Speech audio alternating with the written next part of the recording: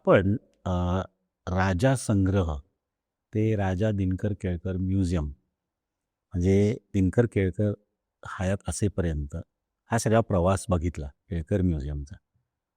पण त्यांच्या पश्चात जेव्हा तुमचे वडील रानडे यांनी हे सगळं बाहेर सांभाळलं ते ह्याचं, तर निश्चितपणे जसं ते स्वरूप होतं तसंच काही ते असणार नाही. काहीतरी आपण त्याला काय म्हणतो आधुनिकीकरण किंवा त्यात काही इम्प्रूव्हमेंट्स जसे आपण म्हणतो. तर तो प्रवास कसा होता आणि आज त्याची परिस्थिती काय आहे? म्हणजे 90च्या दशकात खरं तर डॉक्टर रानडे यांच्या कारकिर्दीत संग्रहालयाच्या आधुनिकीकरणाला काहीशी सुरुवात झाली. डॉक्टर रानडेंनी संग्रहालयाला एक वेगळ्या प्रकारची शिस्त लावली, एक कार्यप्रणाली विकसित केली आणि त्यातूनच माझ्या मते पुढील म्हणजे 1990च्या दशकात आणि पुढील 2 दशकांमध्ये संग्रहालयाच्या आधुनिकीकरणाचा पाया हा खरं तर त्यांनी रचला. ओके. आणि याच्यामध्ये जर आपण पाहायला गेलं तर कुठल्या गोष्टींमध्ये संग्रहालयांनी कालानुरूप बदल केले आणि एक मॉडर्नायझेशन ज्याला म्हणतो. बरोबर, बरोबर. ते मॉडर्नायझेशन खरं तर ज्याला आपण बॅक ऑफिस फंक्शन म्हणतो किंवा फ्रंट ऑफिस फंक्शन या दोन्हीमध्ये घडून आलं. म्हणजे मला आठवतंय की संग्रहालयाच्या ऑफिसमध्ये एक रेमिंग्टनचा टाइपरायटर होता. From that point we started. मग तिथे कम्प्युटर्स आले, लेझर प्रिंटर्स आले, इंकजेट प्रिंटर्स आले, लार्ज फॉर्मॅट प्रिंटर्स आले, स्कॅनर्स आले. त्याच्यानंतर इलेक्ट्रिसिटीचा मध्ये खूप प्रॉब्लेम होता. बरोबर. त्यामुळे आम्ही 50 केव्हीएचा डिझेल जनरेटर बसवला आणि त्याच सगळं करत असताना संग्रहालयाचं रूपडं बदलणं म्हणजे दृश्य स्वरूपात संग्रहालय जसं तुम्हाला दिसतं त्याच्यामध्ये एक काळानुरूप बदल घडवणं गरजेचं होतं. मग संग्रहालयामध्ये सोलर सिस्टीम आम्ही बसवली किंवा LED संपूर्ण संग्रहालयातले जे प्रकाश योजना होती, we transform that from the conventional lighting system over LEDs आणि त्याच्यामुळे दृश्य स्वरूपात शेवटी आर्ट ॲप्रिसिएशन करत असताना संग्रहालयातील वस्तू या स्वतः देखण्या असल्या तरी त्यांचं सौंदर्य खुलवणं अगदी बरोबर आहे. हे खूप मोठं चॅलेंज होतं. पण त्या दृष्टिकोनातनं आम्ही LED लाइटिंग, डिस्प्ले बॉक्सेस, बॅकग्राऊंड्स माझ्यामध्ये आम्ही जवळजवळ 140 जुन्या शोकेसेस ह्या नवीन 140 शोकेसेसनी रिप्लेस केल्या. ज्याच्यामध्ये शोकेसमध्ये व्हेंटिलेशनची पण आम्ही सोय केली. म्हणजे आज जे आपल्याला डिस्प्ले दिसतायत सगळे जो सुधारित जो डिस्प्ले आपल्याला दिसतोय तर त्याच्यामागे हे सगळं व्हिजन आहे. त्यामुळे आज पूर्वी असणारं राजा दिनकर केळकर संग्रहालय अजून आकर्षक आणि देखण्या स्वरूपात असं प्रेक्षकांसमोर आणण्यामध्ये मी आणि आमच्या म्युझियमची टीम ही बऱ्याच अंशी सक्सेसफुल झाली आहे असं मला वाटतं. आणि माझ्या मते आता एवढा सगळा पसारा जो आहे हे मला वाटतं किती स्क्वेअर फूट सगळं म्युझियम आपलं आहे? आता टोटल 2 बिल्डिंग्ज आहेत आणि साधारण 21,000 स्क्वेअर फूट इतका एरिया आहे आणि एवढं सगळं करून देखील आज रोजी 25,000हून अधिक वस्तूंचा संग्रह झाला आहे आणि त्यापैकी जागेअभावी आम्ही केवळ 10%च वस्तू ह्या प्रदर्शित करू शकलो आहे. बापरे. म्हणजे तसं बघायला गेलं तर केळकरांचं खरं कार्य आणि त्यानंतर पडलेली वस्तूंची भर आणि हे सगळं वैभव अजून खऱ्या अर्थाने जनतेसमोर आलेलंच नाहीये. पण म्हणजे मी विचारत होतो ह्याच्यासाठी की ते स्क्वेअर फीट म्हणा किंवा त्याची जागा किती, कारण हे सगळं मेंटेन करणं, स्वच्छता ठेवणं, इतर 4 गोष्टी त्याच्या असतील, प्रत्येक वस्तूची निगा राखणं, हे सगळं तुम्ही कसं काय अचीव्ह करता? नाही म्हणजे आधुनिकीकरणामध्ये आपण जेव्हा वाटचाल केली त्यावेळी स्वच्छता म्हणजे even starting from the washroom of the museum बरोबर. प्रत्येक गोष्ट ही स्वच्छ असली पाहिजे. त्यासाठी low duty vacuum cleaners, heavy duty vacuum cleaners, floor washing devices ही सगळी आणि प्रॉपर ऑटोमेशन म्हणजे त्या ऑटोमेशन ज्याला आपण म्हणतो हे आम्ही आता बऱ्यापैकी केलेलं आहे. त्यामुळे संग्रहालयाला भेट देणाऱ्या लोकांना एक वेगळाच आनंद मिळतो. म्हणजे आम्ही जुन्या काळातलं जे फ्लोरिंग होतं, त्याला रस्टिक फ्लोरिंगनी रिप्लेस केलं. बऱ्याच ठिकाणी फॉल सिलिंगची आयडिया आम्ही इंट्रोड्यूस केली. त्यामुळे overall ambience, overall aesthetics, look and feel ह्याच्यामध्ये आता आमूलाग्र बदल झालेला तुम्हाला जाणवेल. पूर्वी संग्रहालयाला भेट देणारे जे प्रेक्षक होते, ते कदाचित 80% पर्यंत आनंदी होऊन किंवा तुमचं कौतुक करून बाहेर जायचे. आता मला असं वाटतं, की जवळपास 100%च नव्हे, तर 100%हून जास्त प्रेक्षकांचा जो प्रतिसाद आहे आणि त्यांना जे संग्रहालय आवडतंय आणि त्यामुळे ह्या आधुनिकीकरणाचा परिणाम म्हणून संग्रहालयाची लोकप्रियता पण दिवसेंदिवस वाढत चालली आहे. आणि ही खरोखरच माझी आणि संग्रहालयाच्या टीमची एक वेगळ्या प्रकारची अचीव्हमेंट आहे. तर ह्याच जोडीने आपण जसं म्हणतो की टेक्नॉलॉजीचा पुरेपूर वापर किंवा टेक्नॉलॉजीचं ह्याच्यात इन्क्लुजन करून घेणे म्हणजे तुमच्या म्युझियमच्या day to day activities support फंक्शन्समध्ये, तर त्या दृष्टीने तुम्ही काय हे केलेलं आहे? हे संग्रहालय शास्त्रानुसार बघायचं गेलं म्हणजे बघायला झालं तर त्याच्यामध्ये कॉन्झर्वेशन, प्रिझर्वेशन आणि रिस्टोरेशन हा जो आमची फॅसिलिटी होती, त्याच्यामध्ये आम्ही नवनवीन उपकरणं आणली, काही मायक्रोस्कोपसारखी इक्विपमेंट्स आणली आणि त्या कॉन्झर्वेशन स्टुडिओचं आधुनिकीकरण केल्यामुळे आता वस्तूंची देखभाल किंवा त्यांना जो रखरखाव म्हणतो, हे आता अप्रतिमरित्या होऊ लागलं. त्याचप्रमाणे आम्ही फोकस ठेवला, की कलेक्शन मॅनेजमेंट किंवा डिजिटल डॉक्युमेंटेशन. बरोबर. हे जतन नावाचं सॉफ्टवेअर जे सिडॅकने डेव्हलप केलं आहे, ओके. त्याच्या मदतीने आम्ही डिजिटल कॅमेरा, डिजिटल फोटोग्राफी करून प्रत्येक वस्तूचं ॲनालिसिस, पृथक्करण करून त्याचं रेकॉर्ड हे डिजिटली आता बिल्ड केलेलं आहे. जवळपास 60%हून अधिक वस्तूंच्या नोंदी ह्या विशिष्ट पॅरामीटर्स डोळ्यासमोर ठेवून नाही काय कॅटलॉगिंगच म्हणू आपण. कॅटलॉगिंग एक प्रकारचं हे आम्ही पूर्णत्वास नेलं आहे. त्याचबरोबर संग्रहालयामध्ये ग्राफिक आर्टची पण खूप रिक्वायरमेंट असते.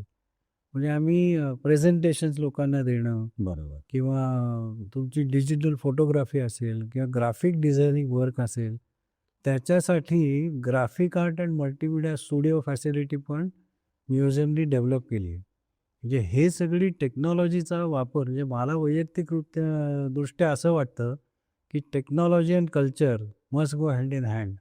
आणि नेमकं तेच ऑब्जेक्टिव्ह आम्ही या 3 गोष्टी करून साध्य केलं असं मला वाटतं. आता सध्या आपण जर बघितलं तर पूर्णपणे डिजिटल युग असं आपण म्हणू. खरं आहे. कारण जिथे तिथे ते डिजिटल सोशल मीडिया म्हणा किंवा हे म्हणा ह्याचं सगळं ते आहे.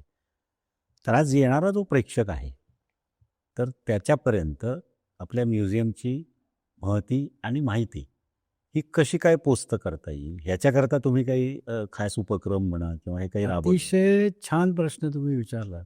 मगाशी मी जसं म्हटलं, की technology and culture must go hand in hand. त्याचप्रमाणे लोकांपर्यंत संग्रहालयाची महती आणि माहिती ही पोहोचवण्यासाठी आम्ही 3D व्हर्चुअल टूर ही डेव्हलप केली. ती 3D virtual tour doctor Shrikant Kelkar म्हणजे दिनकर गंगाधर केळकरांचे पुतणे यांनी ती स्पॉन्सर केली. आणि तुम्हाला आश्चर्य वाटेल, की कोविडच्या पहिल्या वेव्हमध्ये की जेव्हा WhatsApp फक्त 5च लोकांना फॉरवर्ड करता येतं, अशी कंडिशन नव्हती. त्यावेळी तुमचा काय अंदाज आहे, की जगभरातनं किती लोकांनी ही 3D व्हर्चुअल टूर पाहिली असेल? बरेच जण मला म्हणतात, की 25,000, 50,000, 1,00,000 तब्बल 12 लाख लोकांनी संग्रहालयाची 3D व्हर्चुअल टूर ही पाहिली, अनुभवली आणि त्यातून संग्रहालयाला प्रत्यक्षात भेट देण्याची जी जिज्ञासा किंवा इच्छा होती. आम्हाला सुरुवातीला असं वाटलं, की व्हर्च्युअली सगळं म्युझियम इंटरनेटवर उपलब्ध झालं तर म्युझियम प्रत्यक्ष पाहायला कोण येणार? पण त्याचा आम्ही जो विचार केला त्याच्या एक्झॅक्टली उलटा रिझल्ट हा संग्रहालयाला मिळाला आणि प्रेक्षकांच्या संख्येत त्यामुळे दिवसेंगणिक वाढच होती.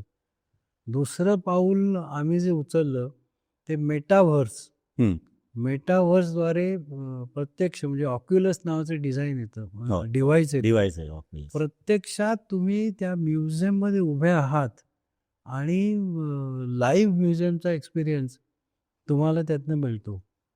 तिसरी महत्त्वपूर्ण गोष्ट जी अगदी रिसेंटली आम्ही केली, हं. तर संग्रहालयावर मल्टीलिंग्युअल स्मार्ट डिजिटल ऑडिओ गाईड हे आम्ही डेव्हलप केलं. ज्यातनं संग्रहालयाची इत्थंभूत माहिती वस्तूंबाबत आणि दालनांबाबत ही सुरुवातीला मराठी, हिंदी आणि इंग्रजी या भाषेमध्ये आम्ही पोचवण्यात सक्सेसफुल झालो. 18 मेला जागतिक संग्रहालय दिन असतो. त्या दिवशी हे digital smart audio guide launch करण्यात आलं आणि प्रेक्षकांचा त्याला अप्रतिम असा प्रतिसाद आहे. आता संग्रहालयाची माहिती आणि हे जे आहे, हे जास्तीत जास्त लोकांपर्यंत पोहोचण्याकरता जसं आपण म्हणतो इंटरनेट हे माध्यम आहे. मग त्याच्यासाठी आपल्या म्युझियमची वेबसाईट असणं, हे करणं. तर ह्या सगळ्या गोष्टीसुद्धा म्युझियमनी इम्प्लिमेंट केल्या आहेत का? हे एक तर जाणून घेऊ. 100% संग्रहालयाची वेबसाईट ही आधुनिक असणं आणि इंटरॅक्टिव्ह असणं हे देखील एक मोठं चॅलेंज होतं. हं. www.rajakelkarmuseum.org ही वेबसाईट जर तुम्ही पाहिलीत हं. तर ती इंटरॅक्टिव्ह आणि डायनॅमिक आहे. म्हणजे याच वेबसाईटवर आम्ही 3D virtual tour, metaverse tour हां, ही हे जे मगाशी ही सांगितलं उपलब्ध integrate. करून दिली आहे. त्याचप्रमाणे मर्चंडायझिंग आयटम्स किंवा सोवेनियर आयटम्स हे प्रेक्षक त्या वेबसाईटवरनं खरेदी करू शकतात. बरोबर. इतकंच काय तर म्युझियमला येण्यापूर्वी तिकीट काढणं हा जो एक विषय आहे तो देखील आता ऑनलाईन तिकिटिंग वेबसाईटच्या माध्यमातून आता प्रेक्षक त्याचा उपभोग घेऊ शकतात. त्याचबरोबर संग्रहालयीन वस्तू, संग्रहालयाचा भूतकाळ, वर्तमान काळ आणि भविष्य ह्याच्यावर फोकस ठेवून ते आम्ही हायलाईट करायचा या वेबसाईटद्वारे प्रयत्न केला आहे आणि त्याला रिस्पॉन्स हा अतिशय चांगला मिळतो. आणि म्हणजे याचबरोबर असंही मी विचारेन की जशी आपण काय म्हणतो एखादी रेफरन्स लायब्ररी असते, की मला एखाद्या दालनात किंवा एखाद्या वस्तूत इंटरेस्ट आहे आणि त्याची मला अजून काही माहिती हवी असेल आणि काही हे हवं असेल, तर जसं एखादा काय म्हणू त्याला बिब्लिओग्राफिकल रेफरन्स असतो, तसा काही रेफरन्स पण तुम्ही बिल्ड केला आहे का? नाही, संग्रहालयामध्ये पूर्वीपासूनच ग्रंथालय किंवा संदर्भ ग्रंथालय, रेफरन्स लायब्ररी आहे. कारण काय की संग्रहालयाला वेगवेगळ्या शाळेचे विद्यार्थी, बरोबर. स्कॉलर्स किंवा संग्रहालय शास्त्रामध्ये विशेष रुची असलेली लोक भेट देत असतात. त्यामुळे या संग्रहालयाच्या लायब्ररीमध्ये museology, museum management, art history, architecture, archaeology या विषयाशी संबंधित अनेक संदर्भ ग्रंथ उपलब्ध आहेत आणि ते बऱ्याचदा ह्या सर्व लोकांकडनं त्याचा रेफरन्स घेतला जातो. बरोबर. आणि त्यांना अशा प्रकारे संग्रहालयाचं एक रिसोर्स म्हणून अंडर वन रूफ आपण म्हणू की एकदा इथे आलं की 4 ठिकाणी जायला नको. आता जर तुम्ही संग्रहालयाचा एक आवाका घेतलात तर अंडर वन रूफ आम्ही बऱ्यापैकी अनेक सोयीसुविधा, फॅसिलिटीज ह्या प्रेक्षकांसाठी, पर्यटकांसाठी, स्कॉलर्स, विद्यार्थ्यांसाठी उपलब्ध करून दिले आहेत.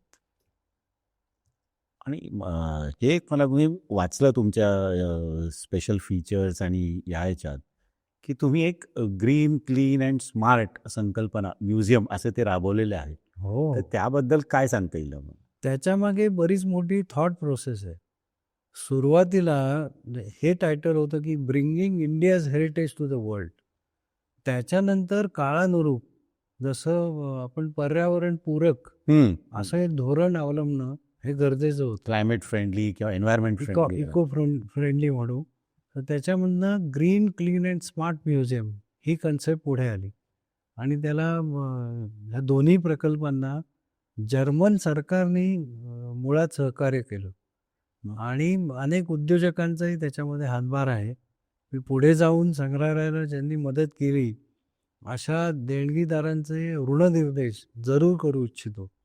ह्या ग्रीन, क्लीन अँड स्मार्ट म्युझियममध्ये ग्रीन इनिशिएटिव्ह जो आहे त्याच्यामध्ये आम्ही 30 किलोवॅट एवढी सोलर सिस्टीम संग्रहालयाच्या टेरेसवर आम्ही इन्स्टॉल केली आहे आणि लवकरच त्याच्यामध्ये अजून 12 किलोवॅट ॲडिशन ॲडिशन करायचा आमचा प्लॅन आहे.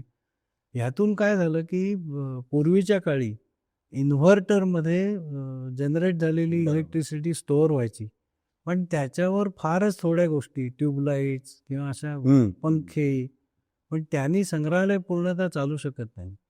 त्यामुळे या सोलर सिस्टीममधनं तयार होणारी वीज ही आम्ही MSEDCLच्या ग्रीडला बरोबर. पुरवतो आणि प्रत्यक्षात MSEDCLची वीजच वापरून संग्रहालय चालतं. काही credits त्याच्यासाठी मिळतात. नेट मीटरिंग सिस्टीमवर इम्पोर्ट आणि एक्सपोर्ट ह्याच्यावर आधारित ही व्यवस्था काम करते. त्याचप्रमाणे संग्रहालयातलं अंतर्गत वातावरण, ज्याला इंटरनल एन्व्हायरमेंट म्हणतो, तिथे क्लायमेट कंट्रोल, करेक्ट. म्हणजे विशेषतः पावसाळ्यामध्ये जेव्हा ह्युमिडिटी खूप असते, ह्युमिडिटी आणि टेम्परेचर ह्या दोन्ही गोष्टींचा संग्रहालय शास्त्रानुसार बॅलन्स साधणं हे फार आवश्यक आहे. त्यामुळे वेगवेगळ्या दालनांमध्ये जिथे विशेषतः चर्मचित्र म्हणा, टेक्स्टाईल म्हणा, की जी त्यांच्यावर परिणाम होऊ शकतो ह्युमिडिटी किंवा ह्याच्यात. तुम्हाला ह्युमिडिफायर्स आम्ही बसवलेले दिसतील. कारण एकतर ह्या वस्तू 500-600 वर्ष जुन्या गोळ्या केलेल्या आहेत आणि ते सगळं आणून सुद्धा आता मला वाटतं 100 वर्ष होऊन गेलेली आहेत. कमाल आहे खरोखर. मला हे एक विचारायचं आहे की म्युझियमच्या म्हणजे इतर काही ॲक्टिव्हिटीज तुम्ही कंडक्ट करता का, की जसे काही एखादा सेमिनार असेल, काही आता इंटरनेटचा वापर केला तर वेबिनार्स असतील, आणि फायनली एवढ्या सगळ्या ह्याचं तुम्ही सेक्युरिटी आणि हे कसं काय मॅनेज करता? दुसऱ्या प्रश्नाकडे मी पहिल्यांदा येतो की संग्रहालयाची सुरक्षा हे खूप मोठे चॅलेंज आहे. हो. त्याकरता आवश्यक असणारी काही उपकरणं, उदाहरणार्थ metal detectors, door frame metal detector आणि संपूर्ण संग्रहालय हे आम्ही CCTVच्या जाळ्यामध्ये आणलं आहे. त्यामुळे प्रेक्षकांच्या हालचालींवर आणि एकूणच सुरक्षिततेवर लक्ष ठेवणं पूर्वीच्या तुलनेत आता बऱ्यापैकी इझी झालं आहे.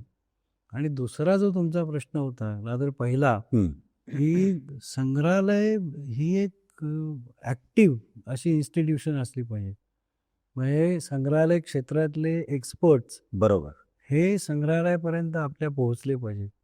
त्यामुळे अनेक संस्थांच्या मदतीने आम्ही संग्रहालयशास्त्रावरील कॉन्झर्वेशन, प्रिझर्वेशन याच्यावरील वर्कशॉप, सेमिनार्स ह्याचं आणि शिवाय स्पेशल एक्झिबिशन्स अशा सगळ्यांचं गेली काही वर्ष सातत्याने आयोजन करतोय. त्यामुळे काय होतं की हे सगळी एक्सपर्ट मंडळी ही संग्रहालयापर्यंत पोहोचतात आणि जे नॉलेज शेअरिंग आहे किंवा एक्सपिरियन्स शेअरिंग आहे हे त्यातनं साध्य होतं. म्हणजे आंतरराष्ट्रीय पातळीवर देखील काही एक्सपर्ट्स हे म्युझियमला भेट देऊन गेलेत. काही तुम्ही त्यांना असं इन्व्हाइट करतात, जे बाहेरनं काय आपण म्हणू स्पेशल? आता कसं आहे की ह्या सगळ्या ॲक्टिव्हिटीज करताना खिशाकडे बघावं लागतं. हो, काही आहे. आणि जोपर्यंत आपण त्या लेवलपर्यंत पोहोचत नाही तोपर्यंत असे इनिशिएटिव्ज हे घेता येणं कठीण असतं. पण काही नामांकित संस्था आहेत ज्या स्वतःहून इनिशिएटिव्ह घेऊन अशा प्रकारचे उपक्रम संग्रहालयामध्ये राबवण्यासाठी मदतीचा हात पुढे करतात. अशा काही संस्था तुम्हाला? ती मी स्वतंत्रपणे, माझी अशी इच्छा आहे की संग्रहालयाला गेल्या 10-15 वर्षामध्ये एक प्रगतीचा टप्पा गाठण्यासाठी ज्या ज्या संस्थांनी म्हणजे उद्योग जगत किंवा वैयक्तिक असेल मदत केली, त्यांचे मला ऋणनिर्देश नक्कीच व्यक्त करायचे आहेत. त्याची यादी खूप मोठी आहे, पण ती मी वाचण्याचा प्रयत्न करीन आणि त्यांचे आभार मी नक्कीच मानू इच्छितो. देणगीदार किंवा संग्रहालयाच्या पाठीशी केळकरांच्या काळात देखील काही उद्योजक उभे राहिले. परंतु मी जेव्हा संग्रहालयाची सूत्र डॉक्टर रानडे यांच्याकडनं घेतली त्यानंतर काही वैशिष्ट्यपूर्ण असे अनुभव ज्यांनी संग्रहालयाच्या भरभराटीला मदत केली ते मला थोडक्यात नमूद करावेसे वाटतात. पहिला अनुभव आहे हा 2014-15 मधला, ज्या दिवशी संग्रहालयामध्ये साक्षात लक्ष्मी अवतरली. ती अवतरली सुधा मूर्तींच्या रूपाने. म्हणजे मला असं वाटतंय की तत्कालीन पंतप्रधान इंदिराजी गांधी यांनी जेव्हा संग्रहालयाला भेट दिली आणि त्या भेटीमुळे संग्रहालयाचे संस्थापक केळकरांना जो आनंद झाला आणि त्यातनं संग्रहालयाची एक भरभराट झाली, तशाच प्रकारे सुधा मूर्तींची संग्रहालय भेट ही एक अविस्मरणीय अशी घटना आहे. त्या काळात संग्रहालय अतिशय संकट काळातून जात होतं. पण सुधा मूर्तींनी संग्रहालयाला जी मदत केली, त्यावेळी मी अजून लहान होतो आणि माझ्यासारख्या मुलावर, तरुणावर त्यांनी जो विश्वास दाखवला, त्यासाठी सुधाताईंचे आभार मानावेत हे कमीच आहे. कितीही मी जरी बोललो, तरी त्याची तुलना कशाशीच होऊ शकत नाही. दुसरा एक विशेष अनुभव मला या क्षणी नमूद करावासा वाटतोय, तो म्हणजे उद्योगपती राहुल कुमार बजाज आणि माझी त्यांच्या दालनामध्ये झालेली भेट. मी कालचा नुमवीमध्ये शिकलेला मुलगा, हे असं भलं मोठं राहुल कुमारांचं चेंबर, डाव्या हाताला बजाज ऑटो लिमिटेड असं लिहिलेलं, म्हणजे चॉपर, हेलिकॉप्टर, आणि मी त्यांच्यासमोर बसलेला आणि 1.5 तास जवळजवळ आमची ही बैठक झाली. आणि सांगायला गंमत वाटते की एक मनुष्य एक ट्रॉली घेऊन यायचा आणि जगभरातले मी पाहिलेले आणि न पाहिलेले असे ड्रायफ्रूट्स, सुकामेवा हे ते आणून ठेवायचा. मी आणि मधनं राहुल कुमारांना कोणाकोणाचे मोठ्या मोठ्या लोकांचे फोन यायचे. तेवढ्यात मी म्युझियमसाठी असं करू इच्छितो, तसं करू इच्छितो हे सांगायचा प्रयत्न करायचो. आणि मी फक्त थोडीशी कॉफी आणि एक बिस्किट एवढं घेतलं आणि 1.5 तासामध्ये मी त्यांच्याशी जो संवाद साधला, त्याच्यामुळे कदाचित ते प्रभावी झाले असावेत. खुर्चीतनं उठले, माझ्या पाठीवर हात ठेवला आणि चलो शुरू में मैं तुमको XYZ इतनी अमाउंट ॲज अ डोनेशन देता हूँ. मी बसल्या जागीच खुर्चीमध्ये रुतलो होतो. ह्या सर्व देणगीदारांनी संग्रहालयाच्या पाठीशी जे उभे राहिले, विशेषतः केळकरांच्या काळात तर होतेच, रानड्यांनी त्याची डॉक्टरांनी मुहूर्तमेढ केली आणि त्याच्यावर काही प्रमाणात मी 4 चांद लावू शकलो. अजून बरंच कार्य करायचं आहे आणि खूप जणांचे मदतीचे हात हे संग्रहालयाला मिळणं ही काळाची गरज आहे. पण मला अशी आशा आहे की मूलतः केळकरांनी आणि त्यांच्या पुढच्या पिढीने पाहिलेलं स्वप्न हे परमेश्वर माझ्याकडनं कदाचित करून घेईल. God is great. संग्रहालयाने गेल्या काही वर्षांमध्ये जी नेत्रदीपक अशी प्रगती केली आणि त्यामध्ये ज्या ज्या देणगीदारांनी संग्रहालयाला मदत केली, त्यांचे ऋणनिर्देश मी आता व्यक्त करू इच्छितो. ते देणगीदार म्हणजे संग्रहालयावर प्रेम करणारे, किंबहुना आमच्याच कुटुंबाचे घटक असं मी समजतो. ह्या देणगीदारांची नावं घेताना मला अतिशय अभिमान वाटतोय. Bharat Forge Limited Pune, Tapi Trust Mumbai, RD Tata Trust Mumbai, Cummins India Foundation Pune, Foreign Office, Federal Republic of Germany, German Consulate General, Infosys Foundation Bengaluru, Jamnalal Bajaj Foundation Mumbai, Bajaj Auto Limited Pune, Persistent India Foundation Pune, Rama Purushottam Foundation Pune, Mercedes Benz India Private Limited Pune, Poona Gadgil and Sons Limited Pune, Anam Prem Group, Tata Consultancy Services Pune, Technova Imaging Systems private limited Mumbai, Edge Verve Systems Limited Bengaluru, Association of Friends of Japan, ATE Chandra Foundation, Dinanath Kholkar and Friends, IEEE Pune Section Pune, Heritage India Communications Private Limited Pune, Shri Firodia Trust Force Motors Limited Pune. यांचे किती आभार मानावे तितके कमीच आहेत. पण मला अशी आशा आहे की भविष्यात हेच नव्हे तर अजून अनेक देणगीदार हे संग्रहालयाच्या पाठीशी उभे राहतील आणि संग्रहालयाचं उज्ज्वल भविष्य त्यांच्यामुळे प्रत्यक्षात येईल, जे की आमच्या सर्वांचं स्वप्न आहे. सदनवा तुमचे खूप खूप आभार. आम्हाला खूप छान तुम्ही माहिती दिलीत आणि तुम्ही केलेलं काम आणि त्याचं स्वरूप याची संपूर्ण कल्पना आम्हाला आलेली आहे. खूप खूप शुभेच्छा तुम्हाला पुढच्या वाटचालीबद्दल. थँक्यू. धन्यवाद.